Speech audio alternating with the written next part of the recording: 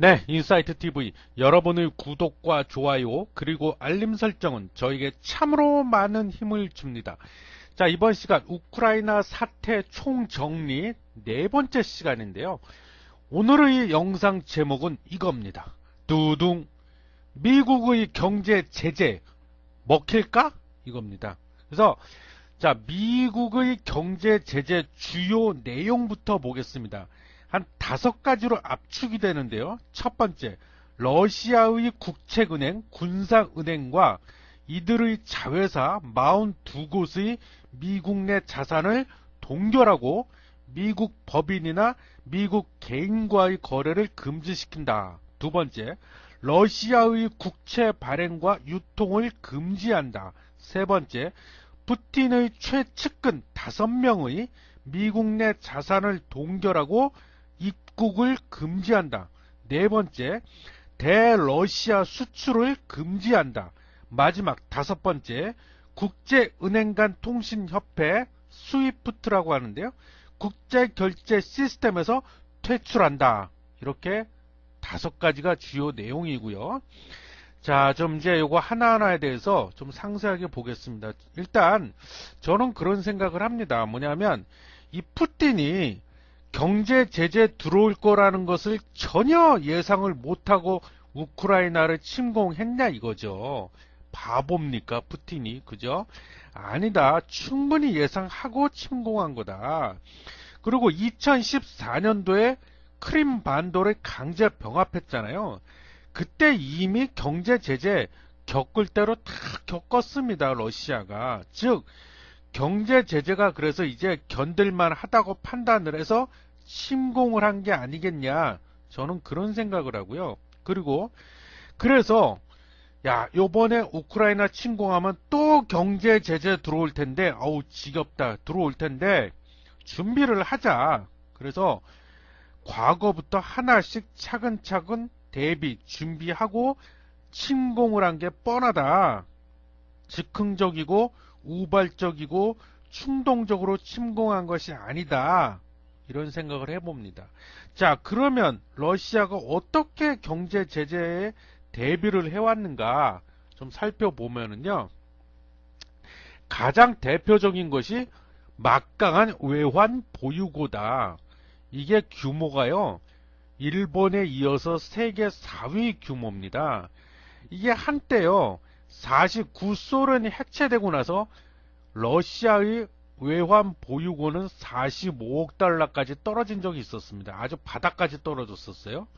그러다가 지금 현재는 외환 보유액이 얼마냐? 6,300억 달러가 됐습니다.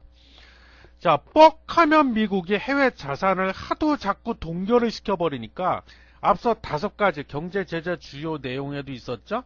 자산 동결 얘기, 단골 메뉴다. 하도 이렇게 하니까는 뭐야? 요것에 대응하기 위해서 자체적으로 러시아가 외환 보유액을 이빠이데스 늘려놓은 것이다. 심지어 미국 재무부에는요, 해외 자산 통제국이 따로 있습니다. 그리고 자, 또 어떻게 대비를 해왔냐?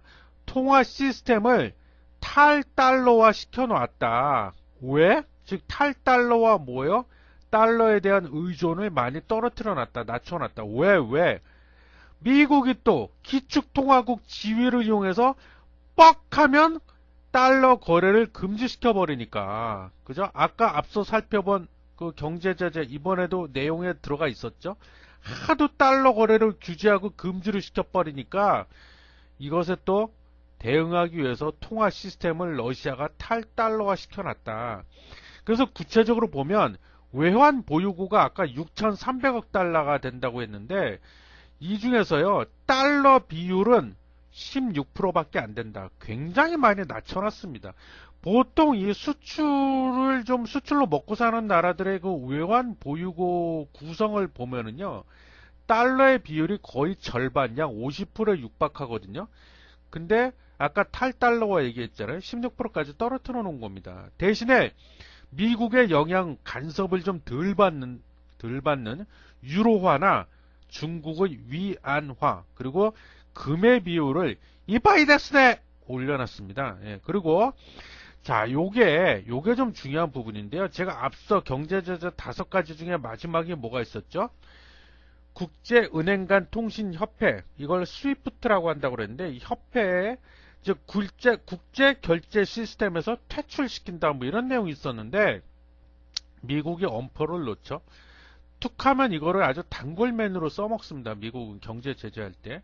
그래서 러시아도 예상을 했겠죠. 이거 분명히 퇴출당할 것이다. 그래갖고 요게 대비하기, 근데 그 전에 국제 결제 시스템, 이게 뭔지 궁금해 하실 것 같아서 짧게 말씀드리겠습니다. 우리나라도 그런데 이게 뭐냐면 이제 각 나라가 서로 교역, 물건을 수출하고 수입하고 물건을 팔기도 하고 수입해서 들여오기도 하잖아요. 그러면은 내가 만약 러시아를 예를 들면 러시아는 주로 뭘 많이 수출합니까? 에너지, 그중에서도 원유와 천연가스를 많이 수출하는데 그걸 외국에다 이제 수출, 즉 팔았잖아. 그럼 뭐요?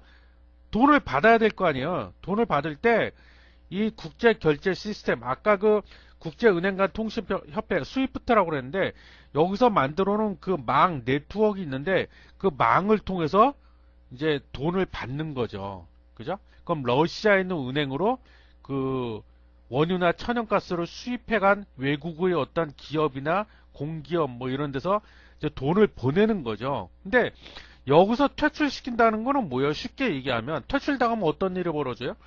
여기서 쫓겨나 퇴출당했기 때문에 내가 한마디로 원유나 천연가스를 러시아 입장에서 수출을 했는데도 돈을 받을 수가 없는 거예요. 결제를 못 받는 거예요. 그럼 곤란해지잖아요. 그래서 이건 굉장히 치명적이 될 수 있습니다. 특히 수출로 먹고 사는 나라에 있어서는 굉장히 치명적이라고 할 수 있고 거의 전 세계가 스위프트 여기 가입이 되어 있기 때문에 특히 이건 이제 미국이 만든 기축통화인 달러를 이용해서 만들어 놓은 그런 뭐랄까 질서죠. 예, 그래서 요거에 대비해서 러시아가 또 대비책을 마련해 놨는데 어떻게 마련해 놨냐? 자기네가 자체적으로 스위프트 그 국제 결제 시스템과 유사하게 아예 개발을 했습니다. 그래서 요거 이름이 SPFS래요.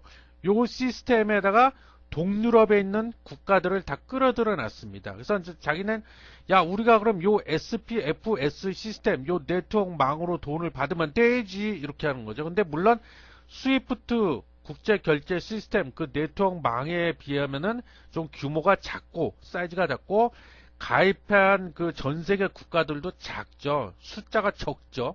그런 한계는 있고 그리고 또 중국에도 국제 결제 시스템이 있기는 합니다. 그게 CIPS인데 그럼 우리가 요 중국이랑 친하니까 우리 같은 형제 국가니까 중국의 국제 결제 시스템 CIPS를 통해서 우리가 돈을 받으면 되지 이렇게 하고 있다는 거죠. 근데 이것도 물론 그 스위프트 국제 결제 시스템에 비하면 이거는 좀 사이즈가 작고 좀 제한적인 것도 있습니다. 이것도 물론. 그리고 이란 이런 데하고 또 거래할 때 써먹으려고 디지털 가상화폐죠. 디지털 루블화 요것도 개발을 해서 지금 준비를 해놓고 있다.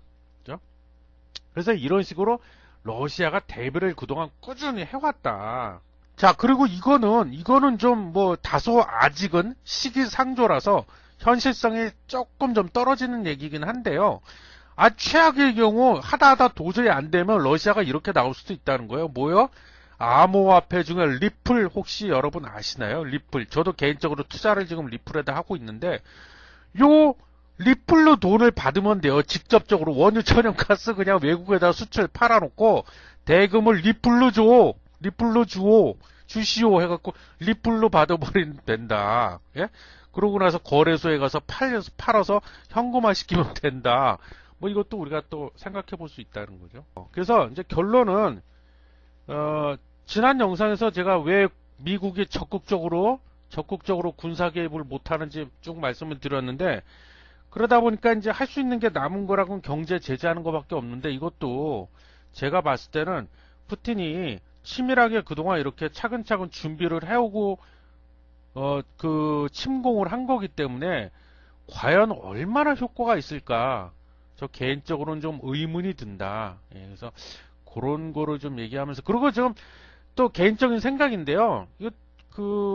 우크라이나가 지금 미국도 그렇고 유럽도 그렇고 딱히 할 수 있는 방법이 없습니다. 지금 군사행동 취하는 것도 좀 그렇고, 뭐 오늘 얘기했던 경제 제재, 저것도 뭐 효과 있어서 의문이 드는 것도 사실이고 얼마나 효과가 있을지 과연 제재를 하도 많이 받아가지고 러시아가 아주 이골이 나고 단련이 돼 있을 텐데 지금 그러다 보니까 저 우크라이나 사태는요 제가 보기에는 장기화될 수밖에 없다. 장기화될 확률이 매우 높다. 그런 말씀 드리면서 오늘의 영상 마치겠습니다.